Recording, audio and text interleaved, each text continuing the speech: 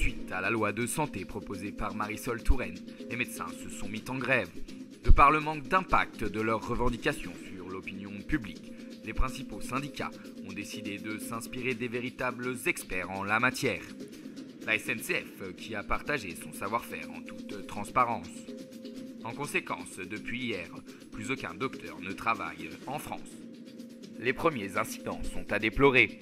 Jacqueline Brichon est venue pour une entaille au doigt, contre-coup d'une mauvaise manipulation de l'épluche carotte. Après 14 heures d'attente aux urgences, elle décède de ses complications, sa fille sous le choc.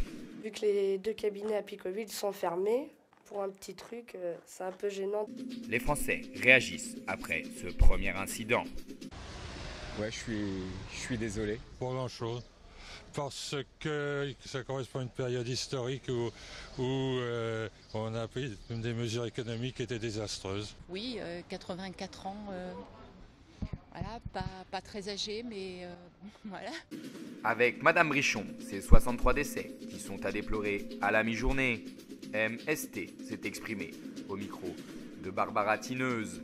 À l'occasion des discussions qui vont reprendre dès la rentrée et dont je souhaite qu'elles soient constructives, nous pourrons ensemble trouver les moyens concrètement d'apaiser les inquiétudes, de modifier ce qui peut l'être. Après l'absence de réaction de la ministre, Richard Rabeux, le directeur du service des urgences de l'hôpital de Tourcoing, est le premier à réagir.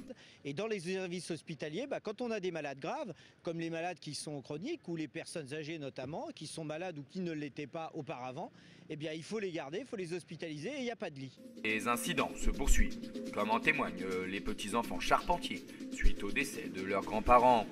Est-ce que vous avez été pénalisé par les grèves ? Oui, et ça m'a demandé de m'organiser autrement, mais voilà. Vous prenez ça bien ? Oui, oui. De toute façon, je peux pas faire autrement.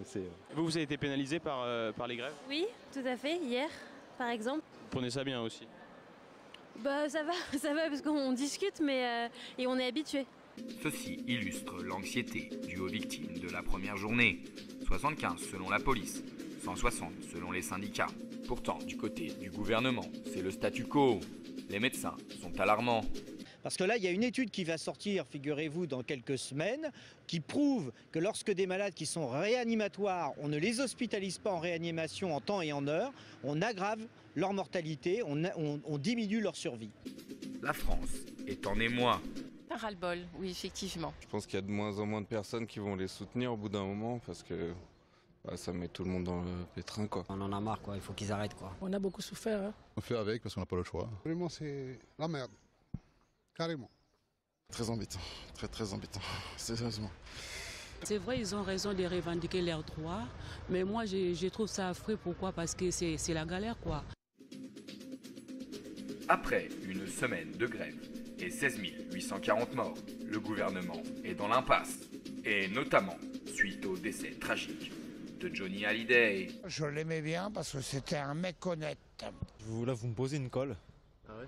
Parce que je connais pas du tout. C'est dommage, hein. C'est triste, c'est la vie. MST décide donc courageusement de quitter ses responsabilités. La sécurité sociale, moi, ça ne me concerne plus et donc je préfère adhérer à une assurance privée. La loi devrait vraisemblablement être abrogée par le président.